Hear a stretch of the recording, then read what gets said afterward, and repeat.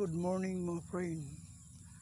Another day, another morning, another vlog na naman. Nandito ako sa may sa may palay ko. Oh, malapit na maani. Hinog-hinog na. Gamay lang na oras maani na. Basi galing makakaon mga friend. Kaonan di magpalit.